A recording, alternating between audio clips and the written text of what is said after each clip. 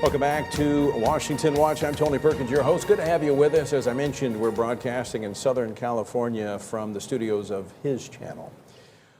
Authorities in Nigeria are searching for several gunmen who attacked the congregants of a Catholic church in the Nigerian town of Owo late Sunday morning. Now, the church, which is one of the largest parishes in southwest Nigeria state of Ondo, was holding services for Pentecost when it was rocked by an explosion and gunfire that resulted. Several people ran out of the church after the explosion and then were shot. At least 22 have died, and there were about 50 total that were injured. Earlier reports had placed the death toll at more than 50. Here with me now to talk about the attack and the concerns in Nigeria is David Curry. He is president and CEO of Open Doors USA and recently appointed to the U.S. Commission on International Religious Freedom. David, always good to see you. Nice to see you. Thanks for having me in. You know, I know that, by the way, congratulations on your appointment to the U.S. Commission on International Religious Freedom. I feel comfortable leaving now. We got you and Frank Wolf will be on the commission. I know you'll do a great job. Frank, of course, the originator of the legislation that created it over 20 years ago. I don't think there's anybody more knowledgeable about the issues of religious freedom around the world than Frank, and he's led this charge for a long time. It's an honor to serve with. Yeah, passionate, very passionate, and passionate about Nigeria. All right, what do we know about Nigeria in this latest attack? Well, just setting it in context, when you think of all the tough places around the world, North Korea, Afghanistan, as far as measurements of persecution against Christians and religious freedom violations, Nigeria is right up there. It's number 7 on our list, our World Watch list. And that's because of these extremist groups. You have Boko Haram, you have the Fulani, who seem to be, it's suggested, or maybe even they've claimed responsibility for this latest attack. And there's other splinter groups as well. The key thing about Nigeria is very violent. Most of the violence is in the north part of the country, but here they're breaking from a pattern. They're attacking a church in the south and the southwest. I think the key thing here is that these extremists have been allowed to flourish in the north of the country. The government has not been taking strong action. I think they're culpable in these kinds of attacks because they've allowed the Fulani to grow. They've allowed them to really, attack, murder, take over villages without any sort of measurement of punishment against them. That's why the U.S. Commission on International Religious Freedom during the Trump administration had consistently, actually going back several years, recommended the CPC status, country of particular concern for Nigeria, and for the first time, the Trump administration did just that, only to be reversed by the Biden administration. So for me, it's inexplicable. And of course, we've raised this issue when I was on the commission, because as you just laid out, this violence continues to escalate. Well, the international law really says it's about governments that persecute for religious reasons or tolerate it. And certainly Nigeria would fall into that category. That was our viewpoint. And now, you have some governments that are actually doing the persecution, but the case in Nigeria is they're turning a blind eye to the persecution. Yeah, and I think you're going to see more attacks like this where they're leaving their homeland territory and coming down to the south. That's a new level of escalation. It really is, and I think you start thinking about all the soft targets. There's tens of millions of Christians in the south. It's going to be significant. Because this particular area is relatively peaceful, and so they were not prepared for or anticipating these types of attacks. One of the storylines that the government keeps pushing out is that this is about territory as far as it's related to the Fulani, that these are herdsmen. Right. This breaks that pattern. It really reveals that they have an ideology. They say what their ideology is. That's what's so strange. They're telling us they want to attack Christians. They see them as a part of a larger plan that they're laying out. We need to believe these terrorist groups when they tell us what they're about. You're going back to that narrative that this administration has embraced, UK's embraced it, I encountered it when I was on the commission, is that this is the result of climate change and it is the conflict over limited resources. But as you just pointed out, now we have a new narrative where we have them leaving one area, one region, coming to another region. No other reason other than this is it's a Catholic, it's a Christian institution that they want to attack. That's right. I mean, the narrative that it's about climate change or that they're just mobsters, these kinds of things that have been propped up over time, it doesn't hold water because they're telling us what their ideology is. And ideas, as you know, have consequences. So very quickly, I know we're going to get to the persecution of Christians in general and how significant that is. Why is Nigeria so important? Why do we need to be paying attention to Nigeria? Obviously, I would love to see Nigeria be part of this international community. It has lots of resources. It's a wealthy country. There's just a tremendous potential there. But it is being torn apart by what's allowed to happen in the north of its country. Now it's seeping over.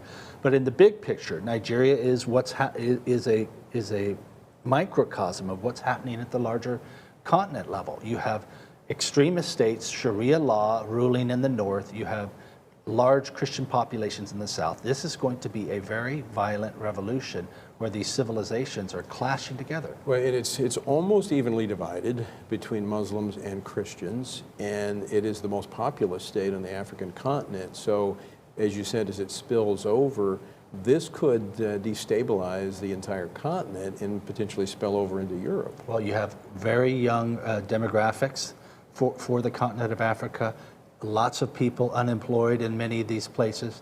So you're going to have young people who are going to turn violent, and I think you're going to see an enormous, I think it'll be revolutionary is what happens there if this is allowed to continue. And we know that when you have these societies that are destabilized by war, terrorism, this type of thing, it affects the economy, it affects the ability to provide for your families, and so that leads to more extremism. Refugees, millions of people have had to leave the north of Nigeria to go into the south. That means they leave their property. That means economics are affected. It's going to have, a massive effect.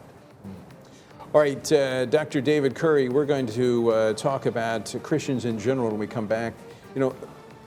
One of the challenges ahead on the commission is that there's like this, we don't want to recognize the depth of the problem in terms of Christian persecution. There are those that want to be dismissive of Christians and focus on others. And I'm for all people, and I think everyone should have religious freedom. But I do think, and we worked hard to address the issues of Christians. I want you to lay out for us just how significant is the persecution of Christians globally when we come back. Between October 2020 and September 2021, 5,898 Christians were killed for their faith in Jesus Christ. 5,110 churches and other Christian buildings were attacked. 4,764 believers were detained without trial, arrested, or imprisoned. All of these figures were a part of the 2022 report released by Open Doors, the largest network in the world serving persecuted Christians. And the latest data indicates Christian persecution is higher today than at any other time in modern history. Here to continue this conversation is Dr. David Curry. He is the president and CEO of Open Doors USA and a new member of the U.S. Commission on International Religious Freedom. The situation for Christians continues to worsen globally. Yeah, I mean, you have several forces here. You have governments themselves, China, North Korea, who are using all of their power, border patrols, police forces, to try to clamp or control, even monitor Christians. And then you have another driver, which is what we discussed earlier, extremism. Not just Islamic extremism, but also Hindu extremism in India. So between India's gotten really bad. A massive problem. Really it's in the top 10 of our world watch list, and it shouldn't be that way. This is a democracy. It's a massive influence on the international scene. So as long as you have these drivers, the extremism, which is metastasizing, not just in the Middle East, but elsewhere, and governments that are trying to control be thought police over their populations, then you're going to see persecution rise. And then we're seeing in Western governments, we're actually working on a special project here at the Family Research Council, looking at this growing authoritarianism of Western governments targeting Christians. Well, let's take China as an example. Here, they begin monitoring, they're scoring behavior. So now when churches used to be a church of 5,000, becomes multiple churches of 500, and then they're forced into smaller groups of 50, then they're forced online, and then they're monitored online and shut down. So there's a pattern of authoritarianism in the extreme cases. And so now you're seeing Western governments that want to monitor, that want to register, that want to control speech and the outlets for speech.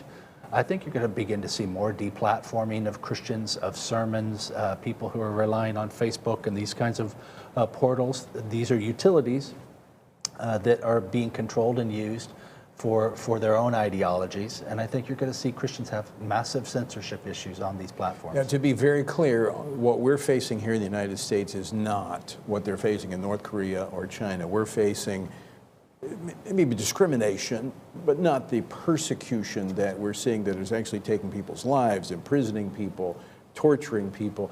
But there is a connection, because we can't promote, my view has always been, we cannot promote as Americans religious freedom abroad if we're not protecting it here at home. Well, I think there's lessons to be learned. There's things we can do to support, and whether it's through a Family Research Council, Open Doors, support people abroad who are persecuted for their faith. There's also lessons we can learn from them. And this is why I think the correlation is so important. Because if you see what's happening in these extreme cases, you can say, let's avoid those mistakes. Let's stand up for our faith. Let's make sure we have platforms for people to speak freely about their faith. We're going to be, facing these challenges in greater severity, I think, over time. Now, we focus on the policy. You actually focus. Open Doors actually helps ministers, stands with, provides for the persecuted church. So tell our viewers and listeners about the work of Open Doors. Well, the idea when we first began was that we would be present with them on the ground wherever they were. And that's still our goal today, is to make sure that these believers aren't isolated. Now, we know that that's the tactic, is let's isolate people. Absolutely. Let's keep them from Scripture. Let's keep them from a community of believers. So then we try to reverse engineer that, say, let's get together. Let's find ways to support them. And some of these places are exceptionally difficult, but we have an amazing team that does it. So you actually have people on the ground in all of these places. Yeah, we build networks to support and stand with these When you say persecuted. support, you literally provide material support to the persecuted. Material support. What is it the church needs to first survive and then thrive? Is that Bibles? Is it sometimes very practical food, water, these kinds of things? So how can people find out more about Open Doors? OpenDoorsUSA.org, all the information, and most importantly, I think, stories that we can share.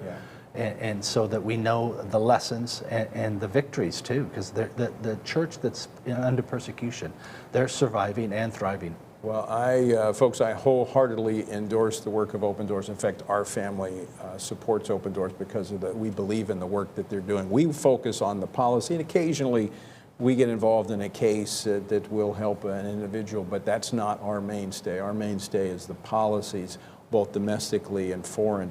You're doing the work on the ground to walk with these believers, and we want to support that. And so grateful for you and for your entire team. And once again, just want to congratulate you on your appointment to USCIRF. Thank you. Thanks for all you do. This is an amazing thing. Appreciate it very much. David, always good.